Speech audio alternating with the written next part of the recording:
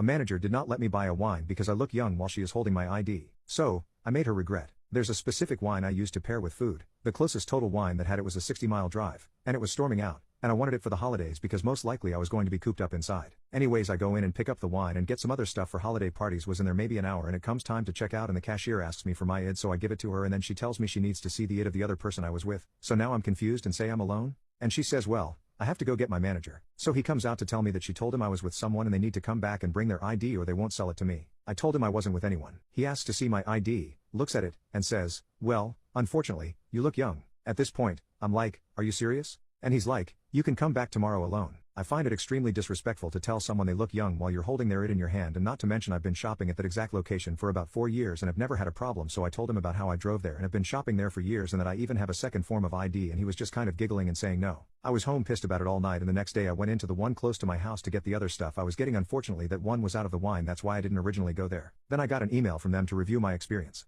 They send it every time I go there, and I never do it, but I decided to select the location where I had a bad experience and give feedback on it. So I wrote exactly what happened, and then the next day I got a call from the store manager. Turns out the guy that night was an assistant manager or something. However, he was much more pleasant than the woman who called me. She was extremely rude and condescending and told me that she reviewed the cameras and that someone walked in with me at the same time and that made us a party. I told her I didn't know them. She said it didn't matter. This made me extremely angry because even if that is the case and that is your policy, at least you can offer an apology for the inconvenience or something like that. Her whole attitude and nastiness about the whole thing was really insult to injury. So I decided to look up their policy, and their policy clearly states that this only applies to parties at checkout, so the rule is who is with you at checkout, which that makes sense or is at least more understandable. Another policy I read which was interesting was that any online order not picked up within a week they will issue a full refund to your original payment method. So my friends and I were sitting home drinking the stuff I had got at the other location later that day and telling them what happened, and they were all shocked. I know people who work retail specifically during COVID, and I know what an inconvenience it is to set up big curbside pickup orders because they take up a lot of space on the order shelf. So drunk and mad, I decided to enforce their policy on them and make a $10,000 order for the soonest possible pickup time,